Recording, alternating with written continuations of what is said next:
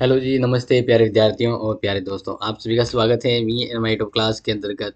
मैं भरत कुमार आप सभी को बताने वाला हूँ मोस्ट इम्पोर्टेंट क्वेश्चंस आपके एग्जाम को लेकर। यानी ये जो वीडियो है वो सोशियोलॉजी वालों के लिए है, समाजशास्त्र के लिए है, बीए सेकंड सेमेस्टर में। अब यहाँ पर मैं आपको इस वीडियो के अंतर्गत दो तो मॉडल पेपर बताने वाला हूँ जो ऑलमोस्ट टॉप इम्पोर्टेंट है, और इसके बाद लास्ट में मैं कुछ इंपॉर्टेंट क्वेश्चंस भी देने वाला हूँ। तो इस तरह से मैं टोटल आपको तीन यहाँ पर इम्पोर्टेंट डिटेल यानी पीडीएफ बताने वाला हूँ जो आपके एग्जाम के लिए टॉप इम्पोर्टेंट होती है। ठीक है, एंड इसके आंसर जो है वो आपको अपनी क्लासेज और क्लासेज सेटअप पर मिल जाएगी। तो बात करते हैं अपने सबसे पहले पहला जो मॉडल पेपर है यहाँ पर मैं आपको बता देता हूँ। तो पहला मॉडल पेपर आपके सामने यहाँ पर प्रेजेंट किया है, देखिए, जिसके अंतर्गत जैसे आपका पेपर दो खंड में आता है और तो देखो पहला देखिए, यहाँ पे छोटे प्रश्न है। पहला है कि राष्ट्रीय एकता से आपका क्या अभिप्राय है, ग्रामीण समुदाय का अर्थ बताइए, हिंदू सोशलाइजेशन पुस्तक किसकी है, प्रोशास्त्र का अर्थ बताइए, सामाजिक स्त्रीगण से आप क्या समझते हैं, जाति व्यवस्था की दो विशेषताएं लिखिए, परिवार की दो विशेषताएं लिखिए, विवाह के कोई दो प्रकार बताइए, और नाइन्थ नंबर लौकिकरण से आप क्या समझते हैं। इसके अलावा नगरीकरण के दो प्रभाव बताइए। अब देखो पार्ट ब के अंतर्गत है। तो इकाई फर्स्ट है, भारत में राष्ट्रीय एकता में बाधक तत्वों का विवेचन कीजिए। ठीक है, यह अथवा में आएगा, भारत में विविधता में एकता निहित है स्पष्ट कीजिए। या इसी प्रकार से इकाई टू के अंतर्गत देखिए, भारत समाज में आश्रम व्यवस्था की विवेचना कीजिए, क्रम के सिद्धांत की विवेचना कीजिए। ये यूनिट टू के लिए मॉडल पेपर में। एंड यूनिट थर्ड है, जातिवाद राष्ट्रीयता के विकास में बाधक है, विवेचना कीजिए। एंड जाति की परिभाषा विशेषताओं का उल्लेख कीजिए। इसी प्रकार से यूनिट फोर की हम बात करें तो इसमें हिंदू विवाह एक संस्कार है, विवेचना कीजिए। मुस्लिम विवाह की प्रमुख समस्याएं बताइए। एंड लास्ट जो यहाँ पर यूनिट फाइव का है, संस्कृतिकरण से आपसे क्या अभिप्राय है, संस्कृतिकरण को विशेषताओं की मतलब संस्कृतिकरण की विशेषताएं बतानी है, या फिर भारत में नगरीकरण के उत्पन्न समस्याओं का विवेचन कीजिए। भारत में जो नगरीकरण जो हो रहा है उससे क्या समस्याएं उत्पन्न होती है। तो ये तो था पहला मॉडल पेपर जो मैंने आपको यहाँ पर बताया। अब बात करते हैं मॉडल पेपर टू जो आपके लिए और भी ज़्यादा इंपॉर्टेंट होगा। लेकिन उससे पहले यहाँ पर देखो, ये आपको जो दिख रहा है ना, ये फोटो के फोटो, ये है आपका आंसर वीडियो लिंक। यानी यहाँ पर आपको अपने टोटली सभी के 1-to-1 आंसर मिल जाएंगे। ठीक है, आगे बात करते हैं। यहाँ पर आपका दूसरा मॉडल पेपर आपको बता देता हूँ जो टॉप मोस्ट इम्पोर्टेंट है और एग्जाम की दृष्टि से ये है, इसलिए हम आपको बता रहे हैं। ठीक है, तो देखिए यहाँ पर आपके सामने जो दूसरा मॉडल पेपर है उसको भी एक बार देख लीजिएगा, इम्पोर्टेंट है। तो जस्ट हम बात करते हैं मॉडल पेपर के ऊपर। तो मॉडल पेपर के ऊपर जो सेकंड है वो भी इम्पोर्टेंट है क्योंकि आपके लिए ही है।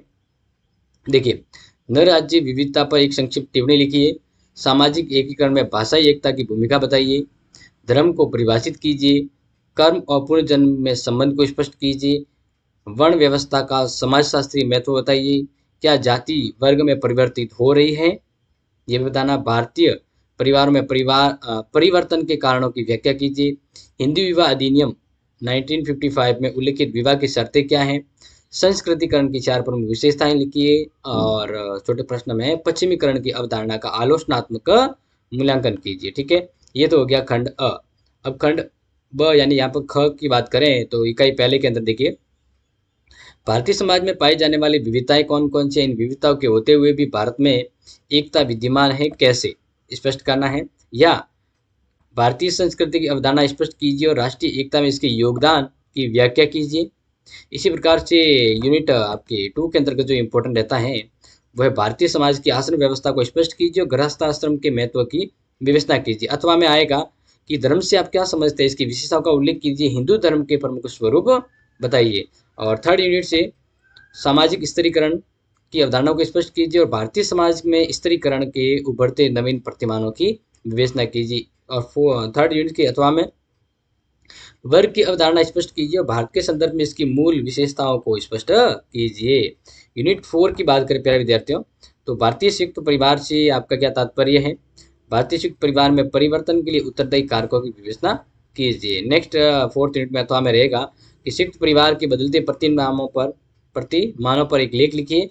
और इसी प्रकार से ये सेकंड मॉडल पेपर के इंपॉर्टेंट अंतिम यूनिट जो है पांचवी, उसमें देखिए संस्कृतिकरण का अर्थ व प्रकृति समझाइए, इसके द्वारा जाति में किस प्रकार का परिवर्तन आता है, या अथवा में नगरीकरण की परिभाषा दीजिए और भारतीय समाज पर नगरीकरण के प्रभाव की विवेचना कीजिए। ठीक है, तो देखिए ये जो इस पीडीएफ आपको जब मिलेगी तब ये जो लिंक है यहाँ से आपको आंसर लिंक ओपन हो जाएंगे, और नोट चाहिए तो आपको क्लासेस या टैब 25 का लिंक दिया हुआ है, यहाँ से भी आप प्राप्त कर सकते हैं। ठीक है, तो इस प्रकार से प्यारे विद्यार्थियों 2 मॉडल पेपर आपको बता दिया। अब लास्ट में एक तीसरी पीडीएफ जहाँ बता रहा हूँ आपको टॉप इंपोर्टेंट क्वेश्चन जो आपके एग्जाम के लिए आ सकते हैं, बेहतरीन है, और हम उम्मीद करते हैं कि ये सीधे आपके एग्जाम में टपके।